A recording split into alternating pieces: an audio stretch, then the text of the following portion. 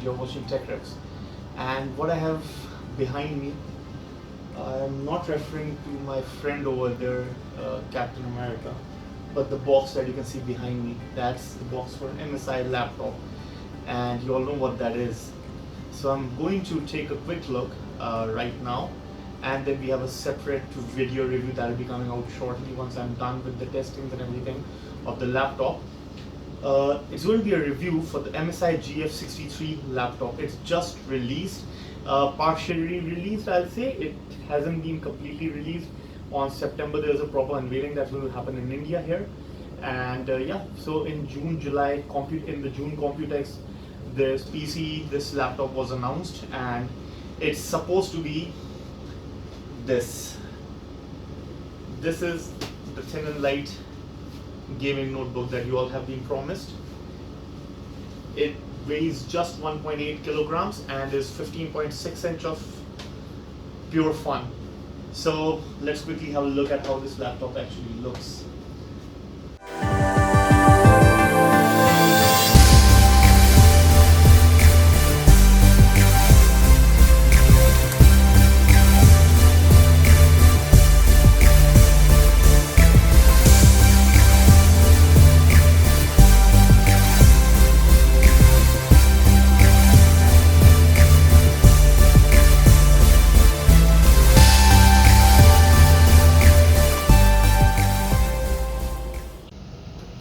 Okay, so coming to the specifications of it, now this laptop comes in at with a Core i5-8300H processor, which is the latest i5 8th generation H processor, which basically means it's not an undervolted processor that you would get in your generic laptops that you get nowadays.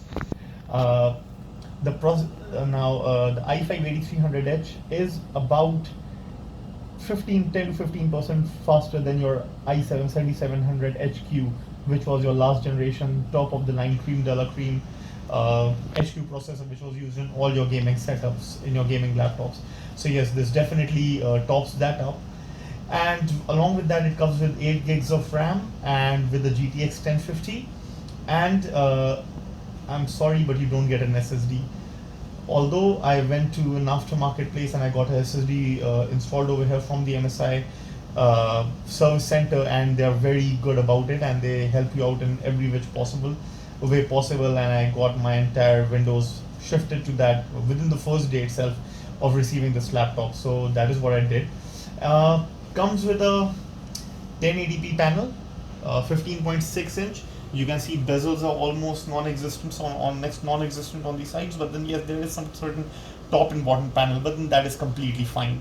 The chassis, it's 21.6 millimeters thin, weighing it at 1.8 kilograms. If you look at the ports, it's got a USB port.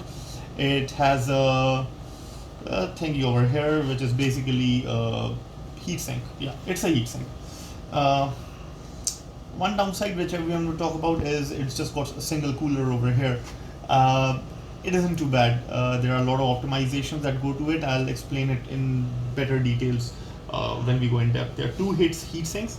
So one is over here, the other heat sink goes over here. This is for your GPU, this is for your CPU. So heat sinks, yeah, you got the Geforce GTX logo, the factory seal over here, and now it has a 128 GB SSD that I installed from Western Digital. Just do one thing, just get this done. If you don't get this done, this laptop would feel terribly slow. Any laptop you take, if you don't have an SSD, it just feels terribly slow. Weighing in at just 1.8 kilograms, it doesn't really weigh down on me, and it doesn't feel that it's taxing me. Just to take you through the tour of the laptop, so let me just take you through this a little bit quick. So over here, now this is the screen. You get MSI Dragon Center over here. Over here, currently I'm running it at eco settings because I don't really care about it much at the moment. You can then turn this out to the fan profile, so it's at auto, so you know it would yeah, it's ramping up this fans a bit fast. Now just look at this. This is called cooler boost. Once I just turn this on, you can see that the fans are going at full blast. It even tells you of what speed the fans are at. So they have ramped up from 1800 2000 to 5800 rpm. This keeps your laptop absolutely buttery smooth and absolutely heat free, so there's no heating at all. And generally, because these keyboard areas can get a bit heated up, the touch bar is pretty good. Yeah, coming to the keyboard area, the keyboard is decent. It doesn't have a numpad area because this is, after all, a 15.6-inch laptop, but then fitted in a 14-inch body, so you don't get that numpad. That is something which you'll miss out on. The keypad feels very tactile. It's got the Windows Precision drivers, so really happy with that. Let me just bring this down absolutely, and put this eco, and I can, yeah. So it'll come down. Now, so this is the MSI Dragon Center. Over here you can do all sorts of things. You can go get your recovery made, everything. So it's really smooth functioning. So you must be seeing that I have some games installed over here. There's Dirt 4, there's NFS Payback, there's Quantum Break. I'm not that much into gaming as of now, but yes, there are these games.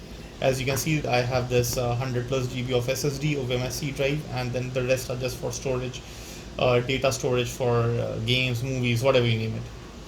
And yeah, it's got an GTX 1050. So however that is, it'll be that good. I haven't noticed any thermal throttling. I haven't noticed any issues when I'm playing this, when I'm using this machine. And it doesn't get terribly heated up, but yes, if you will keep in your lap, chances are you will burn your thighs. You can run Dirt 4.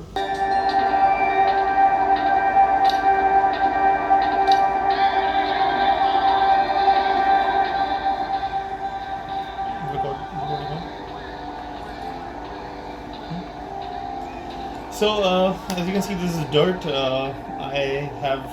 So it's not plugged in, so the frame rates you would be seeing would be really choppy, so don't look at the frame rates. So okay, in general, let me give you an essence of it. I played at 1920 by 1080, aspect ratio automatic, 4x MSA, 16x anisotropic filtering, and if you look at the advanced graphics, ultra shadows, I always keep it at medium because that's just a resource hog for nothing. I don't see much of value or anything in that. Generally all of these I keep it at ultra. For some reason it's not at ultra right now. So everything is always at ultra, high, ultra, on, ultra, on. All the settings are turned up way high. I keep two things on medium. Where is that? Vehicle reflection, yeah, because that's a resource hog. Vehicle reflection is generally in medium, and shadows are at medium. So yeah, these are the two things that I keep at medium. Rest everything is turned up way high, 1920, 1080, 4x MSA, and I generally get around 45 to 48 frame rates. If it's a very taxing scene, then it might go down to 38, 39, but then those are extremely playable numbers, as you can make out. So gaming is not a problem, and this is, after all, Dirt 4 that we are looking at. It's the latest from Dirt series, and just quit from here.